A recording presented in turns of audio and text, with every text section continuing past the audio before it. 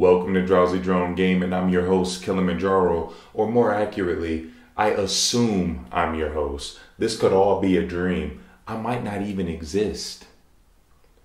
So with 2015 upon us, it means a whole new year of gaming, and with all the new releases coming out, I thought I'd list the games that are most likely to get me to call in sick at work. I hope my supervisor didn't hear that. I really don't care. So here's my top 5 most anticipated games for 2015. Bringing up the rear at number 5 is Axial Verge. This indie game promises to be a fresh take on old games like Metroid. The developer essentially looked at Metroid and said, I can do better. And then he did it.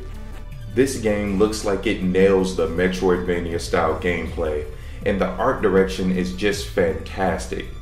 It also introduces a glitching mechanic, allowing you to glitch in and out of certain areas.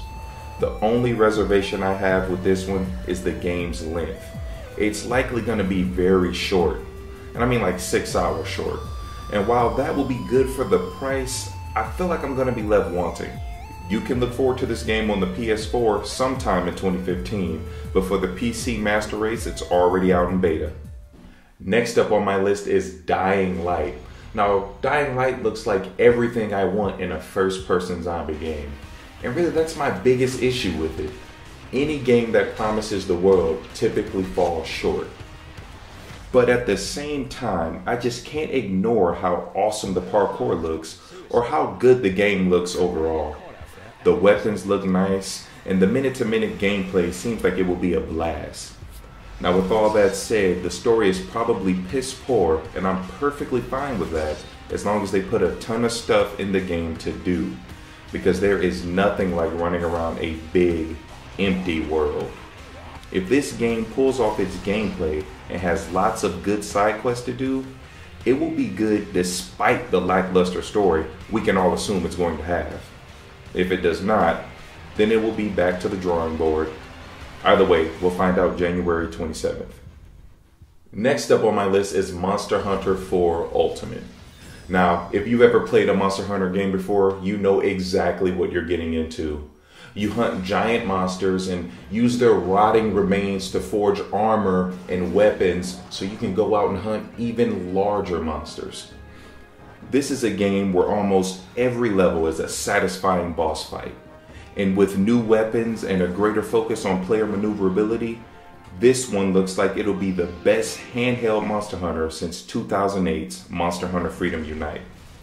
I have no worries about this game. The only issue I could possibly have is that the controls may be a little wonky on the 3DS, but with the new 3DS coming out, we should be fine.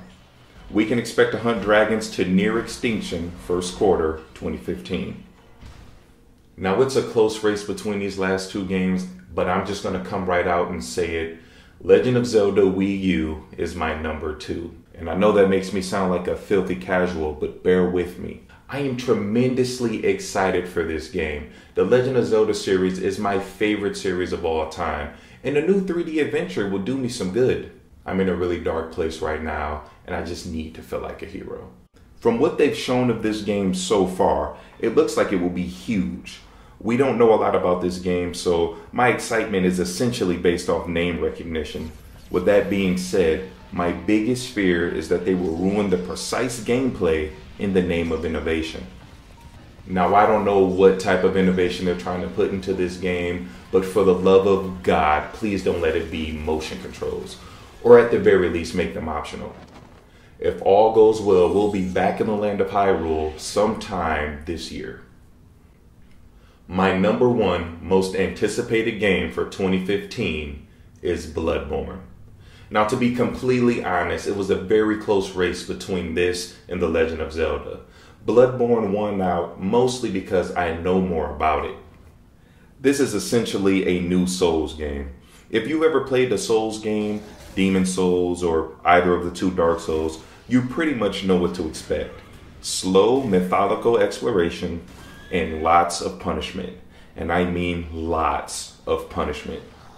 The main difference between Bloodborne and the Souls series is the introduction of guns and an emphasis on faster combat.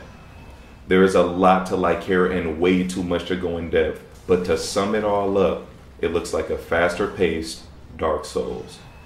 This game will have me quitting my job and investing in Red Bull March 24th. Okay, so those are the top 5 video games I'm looking forward to this year. One honorable mention goes out to The Legend of Zelda Majora's Mask 3D. The original Majora's Mask is hands down my favorite game of all time. This could have easily taken the place as my number 1, but I think remakes are in a category of their own. This remake is coming out in the spring of 2015. Well, that's all for this video. Please remember, I am addicted to my subscribers, and like any addict, I will do whatever it takes to get my fix, be that acts of violence or sexual favors. Please like and subscribe, have a good one, and as always, play responsibly.